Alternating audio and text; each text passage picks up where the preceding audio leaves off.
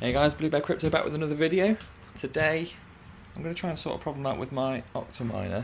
Whenever I turn it on from being turned off, obviously, the overclock seems to make the rig run at 2.7 kilowatt, and the max for this one's only 3 kilowatt, so it's a little bit too close for comfort. If I go into the miner settings, make a change, like a minimal change on the overclock, and then reapply it, it brings it back down to like 2.2, 2.3 kilowatts. So something's going wrong there. It feels like the HiveOS overclock, even though there isn't anything, is, I don't know, I think it's making it have a standard overclock with maybe like a higher power limit or something's happening anyway. So I'm going to try and change it from the miner settings being overclocked to HiveOS, and hopefully that will override the issue. The only change I've made at the moment is I had these a long time ago when I was mining and it was getting expensive and I didn't know how to deal with it.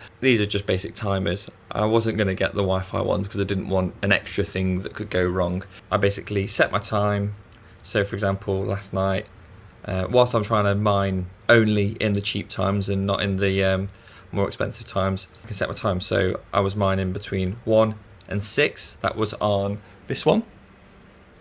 And for the octominer, I was mining from 2:30 until 5. So that was the more cheaper period. But because that one uses more, I had that running for less time, just so it's a bit more optimal in terms of how much it costs to run. So I'm going to get this bad boy turned on. Going to change the overclock settings in HiveOS and see if that fixes the issue.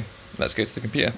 Alright guys, back on the crispy mic, and looking at this screen gave me a little panic attack because I was thinking I'm using over the 3 kilowatt, but that is actually for both of them, so nothing to worry about too much. So looking at the octominer is pulling 2.752 kilowatts, which is too much from the overclock that I set when I got it up and running.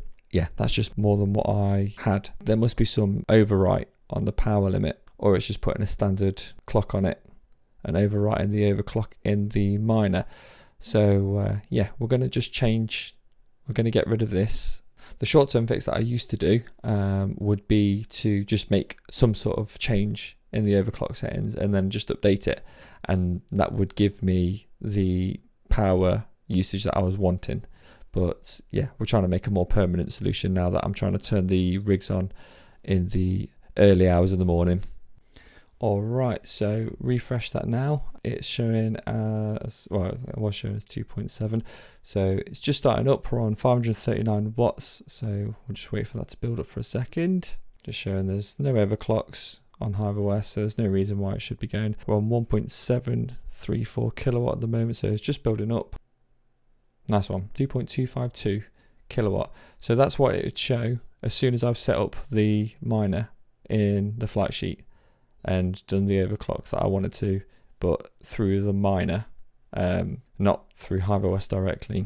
The first time I recognized that this was an issue was when I decided just to remotely upgrade the rigs, which is a terrible idea. I would thoroughly recommend never upgrading if you're not near your rigs, because what happened was upgraded it and the rig started saying that it was running, I think it must have been like 2.8, 2.9 kilowatt, and I had to just message my partner and say turn the rigs off now, because it was basically like probably going to cause some sort of fire or something stupid. But yeah, lesson learned on that one, never change it whilst you're not there, just in case something goes wrong. But looking at the octominer again, yeah, stabilize at 2.2, so that's good. All right, so I'm just going to remove the overclock settings in the miner to make sure that's just reset to 0.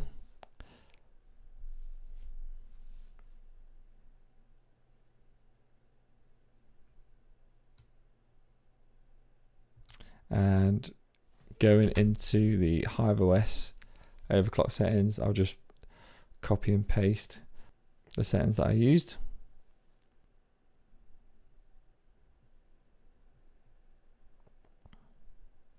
All right, and refreshing HiveOS a couple of times, It's looking like that is a stable 2.259 kilowatts, which is nice. So what I will do now is go turn the rig off, wait a little bit, turn it back on, and hopefully it starts up with the same consumption.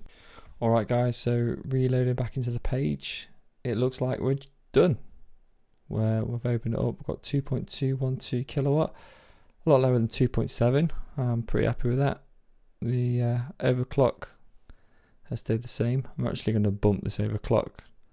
I was a little bit concerned with how the HiveOS overclock was compared to the overclock through the mining settings, but it seems like it's roughly the same in terms of power usage, so I'm happy to bump that up.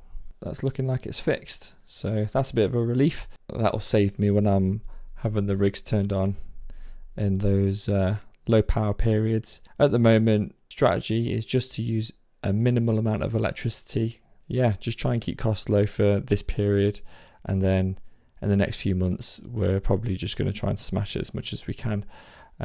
We are pretty much starting to get into peak summer right now, but you wouldn't be able to tell from the amount of clouds and rain that we're having. It's just not great at the moment in the UK, which is a bit sad, because first year in summer with my solar panels, on a good day they can make like 25 kilowatts of power, but without, they just make between like 5 and 15, which is all right on a really cloudy day. It's better than nothing, obviously, but you know, you want all the sun you can get when it's available. So yeah, that's it for now. Glad I got that one fixed, and I'll see you in the next one.